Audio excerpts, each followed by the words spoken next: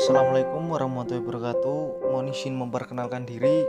Nama Muhammad Bagus Prasojo dari kelas D4 TRPK B1 NIT 0820023106, nomor absen 23. Di sini saya akan menjelaskan tentang artikel ilmiah.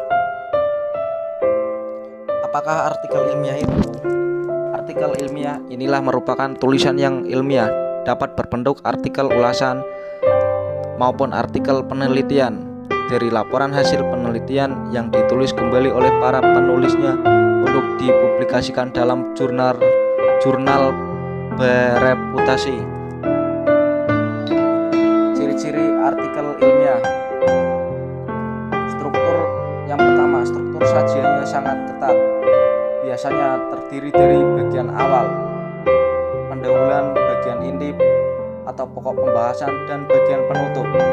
Yang kedua, komponen dan substansi.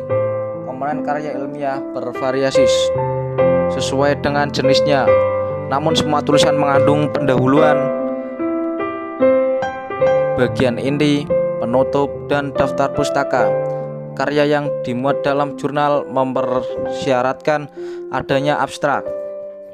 Yang ketiga, sikap penulisnya adalah objektif, yang disampaikan dengan menggunakan gaya bahasa impersonal dengan banyak menggunakan bentuk pasif tanpa menggunakan kata ganti orang pertama atau kedua.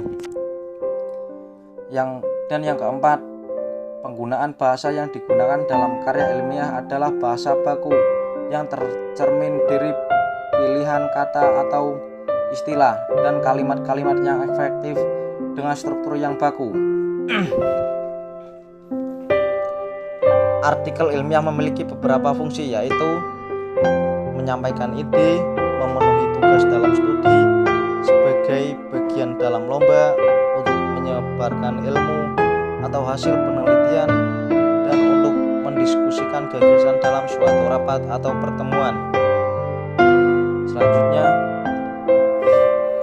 secara umum sistematika penulisan karya ilmiah merupakan urutan sebagaimana disampaikan di bawah ini. 1. Judul. 2. Abstrak atau ringkasan. 3. Pendahuluan. 4. Metode. 5. Hasil penelitian. 6. Diskusi. 7. Kesimpulan dan saran. 8. Ucapan terima kasih. Dan yang ke-9 adalah daftar pustaka. Secara umum, sistematika penulisan artikel ilmiah hampir mempunyai kesamaan satu sama lain. Variasi antara satu dengan lain selalu ditemukan, misalnya dalam susunan bab, tapi petunjuk dan cara penulisan, acuan, dan lain-lain bisa berbeda.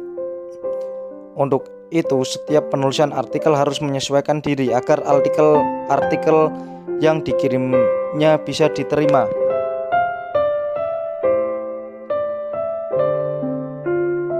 Selanjutnya, tips membuat judul artikel ilmiah. Yang pertama, judul pada sistematika penulisan karya ilmiah hendaklah memenuhi beberapa persyaratan sebagai berikut. 2. Menarik perhatian pembaca. 3. Informatif. Artinya, sekali membaca bisa ditangkap maknanya. Syukur-syukur pembaca bisa menerawang seluruh kandungan tulisan. Yang keempat, terdiri dari kata-kata kunci, tidak lebih dari 12 patah kata atau 90 ketukan.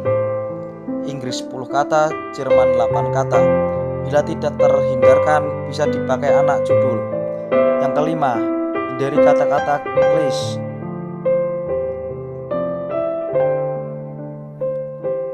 Penelitian pendahuluan, studi, perbandingan, pengaruh pemberian, pengamatan awal, dan lain-lain. Yang keenam, hindari kata kerja di awal judul. Yang ketujuh, hindari singkatan atau akronim, kecuali yang sudah lazim digunakan. Dan yang kedelapan, setiap awal kata dalam huruf besar kecuali kata sambung. Dalam kurung ada yang memakai huruf besar pada setiap huruf pada judul. Yang selanjutnya adalah tujuan artikel. Adapun tujuan dari proses pembuatan artikel secara umum antara lain adalah sebagai berikut. Yang pertama, yaitu memberikan bahasan pokok permasalahan. Fungsi pembuatan dalam artikel ilmiah ialah untuk mendeskripsikan tentang cara menguraikan atau membahas pokok permasalahan yang telah ditentukan dan diteliti melalui metode pengumpulan data tertentu dengan analisis yang akan dilakukan. Contoh tujuan dalam proses ini misalnya saja adanya artikel yang menjelaskan tentang proses terjadinya Pilpres di Indonesia. Kajian tulisan dibuat dengan kumpulan metode penelitian kualitatif yang bisa mencari sumber data dari jumlah orang yang memilih, golput, serta jumlah masyarakat yang memilih dengan keterwakilan seperti yang ada di Papua. Yang kedua, memberikan deskripsi. Tujuan pembuatan dalam artikel ilmiah selanjutnya dilakukan agar dapat mendeskripsikan pembatasan ruang lingkup artikel tersebut secara luas sehingga dapat dengan mudah dipahami oleh setiap pembaca. Proses ini memang cukup sulit lantaran harus menggabungkan antara opini, variabel, serta landasan teori yang dipergunakan. Runtutan dalam penjabaran deskripsi tersebut bisa dibuat sebagai berikut. Yang pertama, pendahuluan, yaitu menjelaskan tentang tingginya harga tiket pesawat dan pendapat masyarakat. Yang kedua, bahasan, yaitu memberikan analisis terkait dengan dominasi maskapai di Indonesia yang hanya dimiliki oleh dua perusahaan ternama, yaitu Lion Group dan Garuda Indonesia, sehingga persaingan harga tiket terjadi di sini.